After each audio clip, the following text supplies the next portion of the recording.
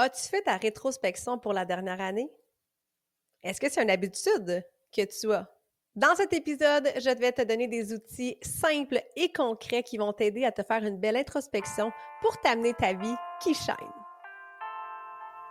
Parce que toi aussi, tu peux te permettre de briller.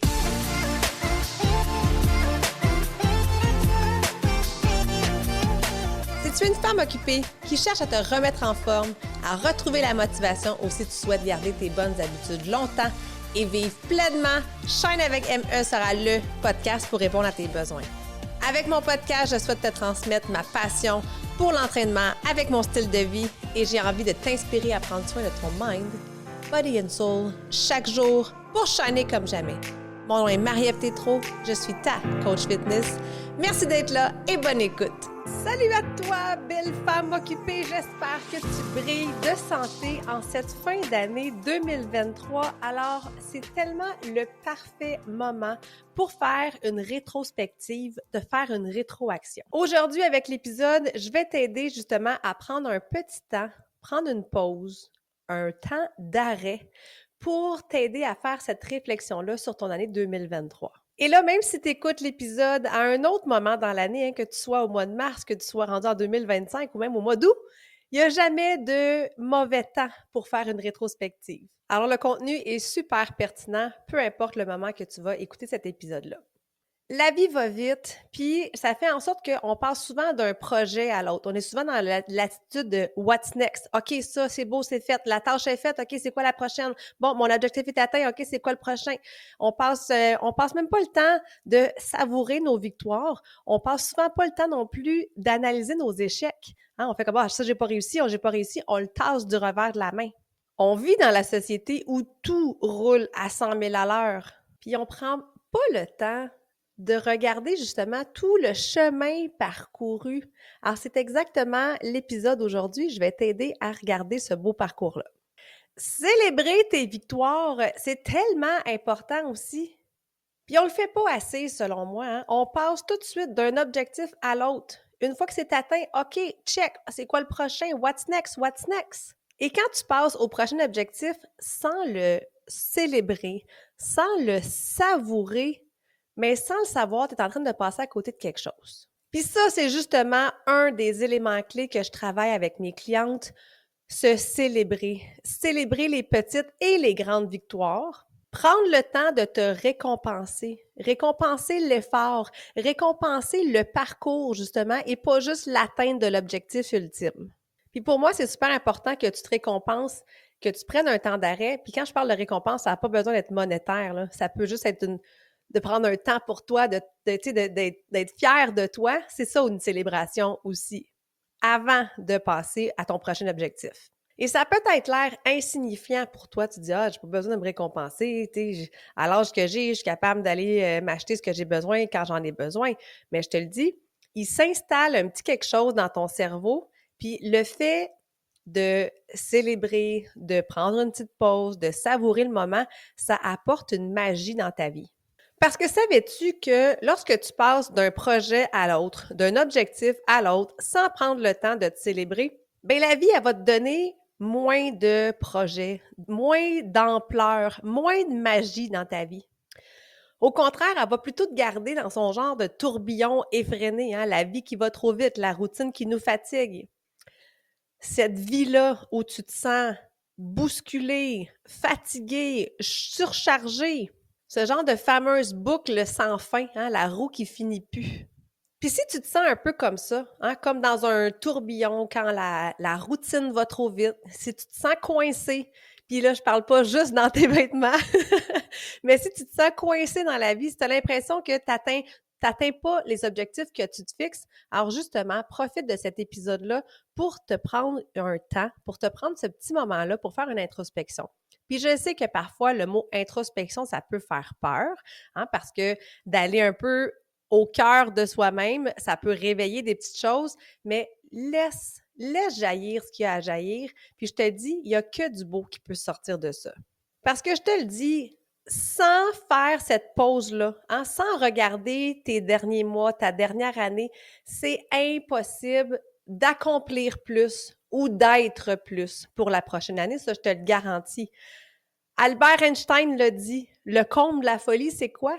C'est de toujours répéter les mêmes comportements et s'attendre à du changement. Ça n'arrive pas.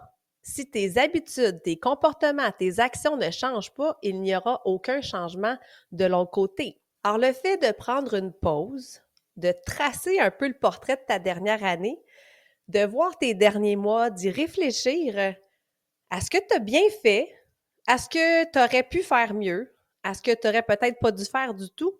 Bien ça, justement, ça va t'aider à mieux repartir pour la prochaine année, à te fixer des objectifs plus définis, avoir une vision plus claire pour l'année 2024. Et ça va être justement le sujet du prochain épisode. Alors aujourd'hui, je veux vraiment que tu restes dans ton moment présent de rétrospection. On ne se projette pas encore dans les prochains mois. Je veux que tu restes dans l'analyse de ta dernière année. Alors, brûle pas les étapes. Je sais que des fois, on va aller trop vite, mais reste dans la rétrospection. Et pour ce faire, j'ai justement un bel outil pour toi. Je sais pas, tu le connais peut-être. C'est la roue de la vie. La roue de la vie, c'est un outil super puissant. Puis c'est aussi un atelier que j'anime justement avec mes clientes un peu vers la fin de l'année. On l'a d'ailleurs fait dans notre dernière rencontre là, du mois de décembre, juste un petit peu avant Noël, où on a fait le tour des sphères importantes de la vie pour se poser justement où est-ce qu'on se situe par rapport à ça. Alors, si tu as envie de faire l'exercice, toi aussi, tu pourras aller télécharger ta roue de la vie qui chaîne. Le lien est dans la description. Alors, en fait, c'est vraiment un outil extrêmement simple. Tu n'as qu'à encercler le chiffre qui correspond le mieux à ce que tu vis présentement dans chacune des sphères de ta vie. Tu en as 10 au total. Donc, il y a 5 sphères principales et dans chacune des sphères, tu as 2 catégories différentes. Par exemple, alors dans la sphère de ta vie professionnelle, tu as la catégorie argent et finances et une deuxième catégorie travail et carrière. Donc là, ici, je veux que tu ailles cocher ou encercler sur une échelle de 1 à 10, où est-ce que tu te situes? 1 étant vraiment médiocre, il faut absolument que ça change, tu ne te sens pas bien. Et 10 étant, tu ne pourrais pas faire mieux, tu ne pourrais pas être mieux, tu es parfaitement en accord avec cette sphère-là. Alors, prends le temps de faire cet exercice-là. Tu vas voir, c'est pas tellement long, mais en même temps, prends le temps aussi de te poser. C'est pas juste d'encercler pour encercler. Donc, prends le temps de réfléchir aussi à chacune de ces catégories-là. Et une fois que cet outil-là va être rempli, ben, mets pas la feuille au recyclage non plus. Garde-la pas tellement loin parce qu'on va justement s'en servir au prochain épisode quand on va pouvoir te fixer des objectifs pour ta prochaine année. Et là, une fois que la roue de la vie est remplie, fais du ménage. Fais du ménage inside out. Justement, la roue de la vie, ça va sûrement t'amener à avoir une réflexion sur certaines sphères de ta vie. Il y a des sphères qui vont sûrement très bien déjà, tant mieux. Puis il y a des sphères qui tirent un peu de la patte puis qui ont besoin d'un petit peu plus d'amour. Donc, c'est justement sur ces sphères-là qu'on va s'attarder pour les prochains mois, voire la prochaine année. Donc, cet exercice-là, ça va t'aider à faire du ménage, à avoir des réflexions. Et puis, comme je disais tout à l'heure, ça se peut que ça amène des émotions. Puis, c'est bien correct comme ça. Accueille-les, ces émotions-là. C'est important de ne pas les jeter, de ne pas les rejeter, ces émotions-là. Elles sont là pour une raison. Parce que ça revient aussi à ça. Hein? Si tu l'accueilles pas, ta peine, par exemple, cette tristesse-là qui t'envahit par rapport à un certain événement qui s'est passé dans ta vie, bien, il va toujours revenir. Hein? L'événement va toujours être là. Tu pourras pas faire la paix intérieure avec cet événement-là. Donc, tu vas toujours avoir ce sentiment-là qui reste à l'intérieur de toi. Donc, moi, je t'invite réellement à prendre ce petit moment-là pour toi, à faire la paix justement avec des choses qui se sont peut-être moins bien passées dans la dernière année, puis on va y revenir justement. Moi, je veux que tu passes en mode solution. Donc, une fois que tu as fait justement le tour de toutes les sphères de la roue de la vie, tu vas pouvoir justement libérer ton cœur, libérer ta tête, libérer ton esprit. Puis tout ça, c'est super important justement avant de planifier tes prochaines actions, avant de planifier ta prochaine année. Donc aujourd'hui, au courant des prochains jours, cette semaine, je veux que tu restes dans ton ménage personnel. Hein, je veux vraiment pas que tu te projettes encore l'année prochaine. Brûle pas les étapes. Alors, on se concentre sur notre rétrospection avant de planifier. Puis, je te le dis, si tu te concentres justement sur ta dernière année, ça va vraiment, vraiment t'aider à y voir plus clair, à te fixer des meilleurs objectifs, puis surtout de pouvoir les atteindre. Parce que Nombre de fois que tu t'es fixé un objectif puis que tu y es pas arrivé. Nombre de fois là, que tu te dis OK, là, je reprends ma santé en main, je me remets en forme. Puis ça arrive quelques jours, quelques semaines, puis boum, rendu au mois de novembre, rendu au mois de décembre, on se rend compte que finalement, notre abonnement au gym ou notre abonnement sur la plateforme, mais on ne l'a pas utilisé depuis le mois de février. Et je pense que tu le sais, c'est vraiment pas ce genre d'objectif-là que j'ai envie que tu te fixes.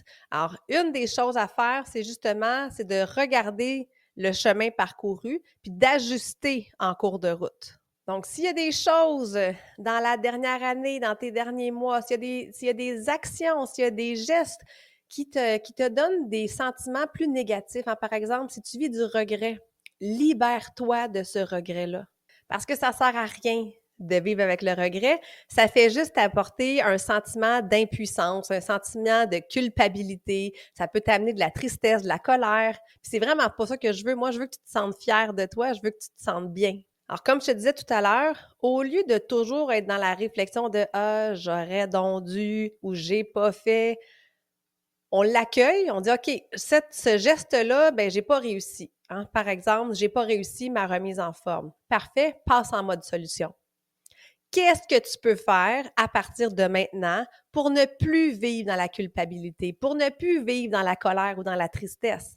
Hein? Trouve des solutions à tes problèmes. Je te jure qu'il en existe tout plein. Par exemple, tu n'es pas satisfaite de ta remise en forme, tu ne te sens pas bien dans tes vêtements.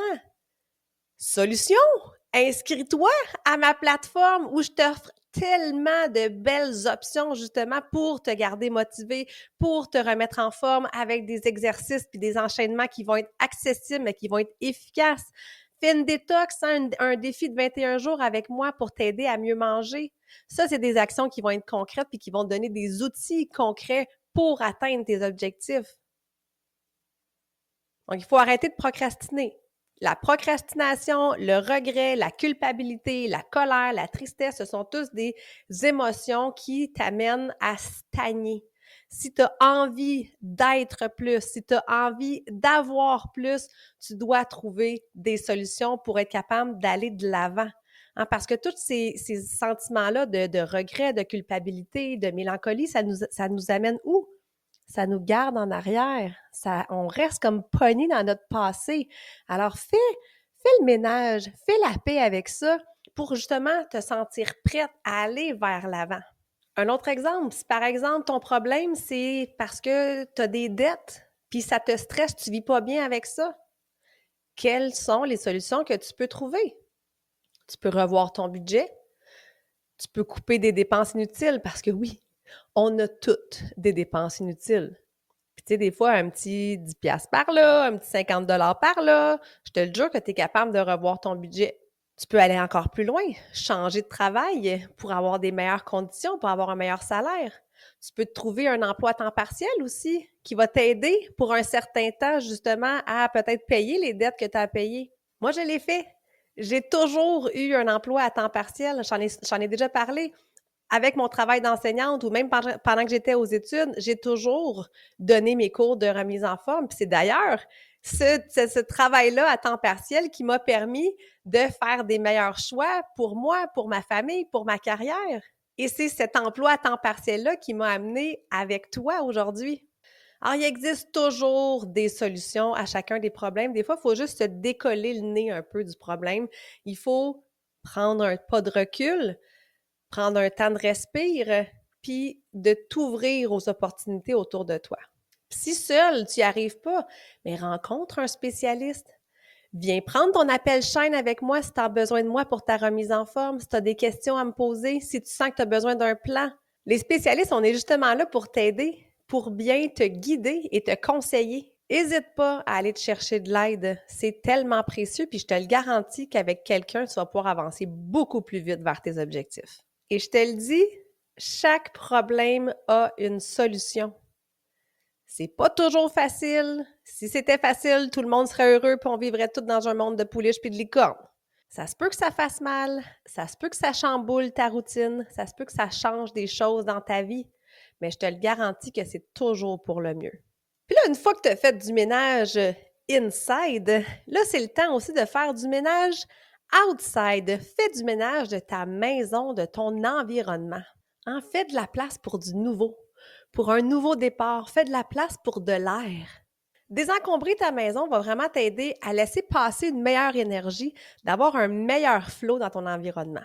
Puis je le sais que tu le connais, ce sentiment-là, hein? Qui ne s'est pas déjà senti extrêmement fière, légère après avoir fait le grand ménage ou après avoir nettoyé une pièce?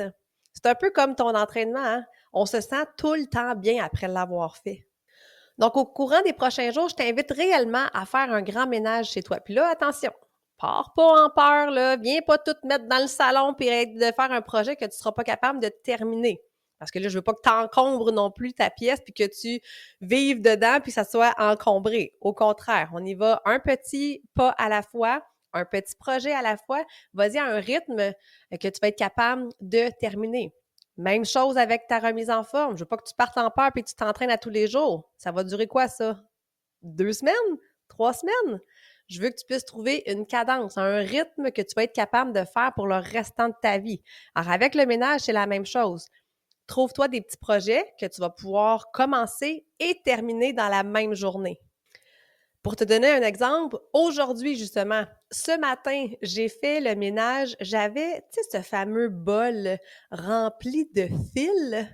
Tu sais, des fils de branchement toutes sortes, là, USB, iPhone, auto-téléguidé, manette, name it, là. Ce pot-là, j'avais un pot de fleurs, là, bien, bien, bien rempli de plein de fils, toutes désencombrés et non triés. Je me suis procuré des petites attaches velcro et un bac en plastique avec des compartiments aussi à l'intérieur. Alors, ce matin, j'ai pris le temps, hein, j'ai tout sorti les fils, je les ai triés, j'ai jeté ceux qui étaient plus bons, je les ai attachés avec le petit fil en velcro, puis ensuite de ça, je les ai toutes mis dans mes compartiments et c'est fabuleux! Fini le gros bol avec les fils qui débordent, ça va vraiment être plus facile et pour les enfants et pour moi de nous retrouver puis de trouver nos fameux fils de charge.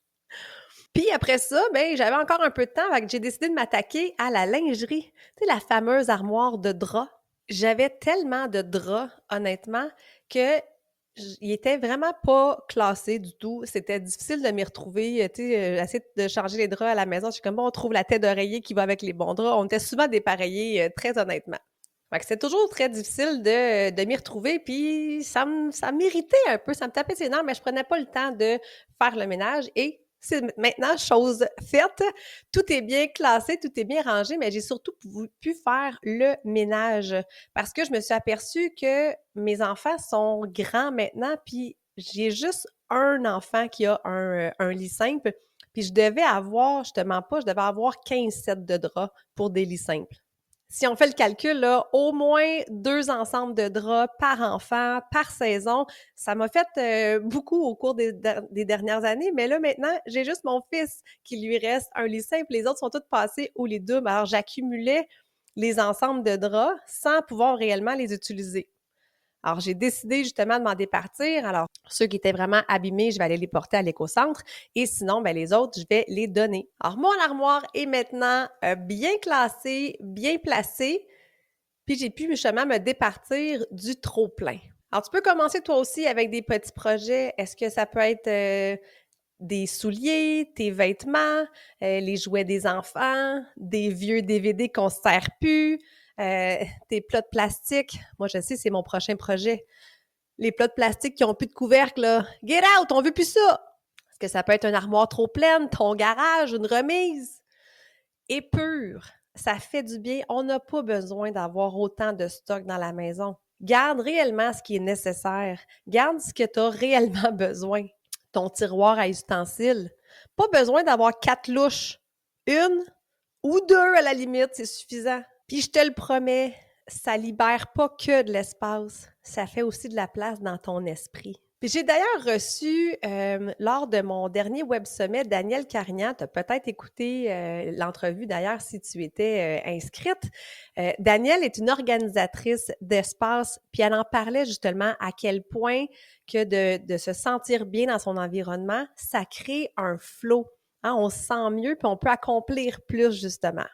Beaucoup d'attachement et d'émotions, puis il faut s'en libérer, puis garder notre vie au plus simple possible. Et puis, moi, je fais ça dans la vie et je connais les bienfaits et c'est difficile pour moi. Donc, il faut être indulgent avec soi-même. Il faut prendre le temps de démarche de désencombrement de maison. Chez mes clients, souvent, j'y vais pendant 4 ans. C'est-à-dire que j'y vais une semaine, mettons, on va faire le garage, on commence par ça. Et puis, ils sont épuisés parce qu'on a pris beaucoup de décisions à désencombrer ci ou ça ou ça. Et ils vivent un peu dans l'environnement pour comprendre, pour voir comment ils se sentent. On y retourne, on fait la cuisine, j'y retourne. C'est vraiment important pour le bien-être mental. Puis je te dirais même qu'avant de commencer une démarche d'entraînement et de prendre soin de soi, ce serait de désencombrer la maison.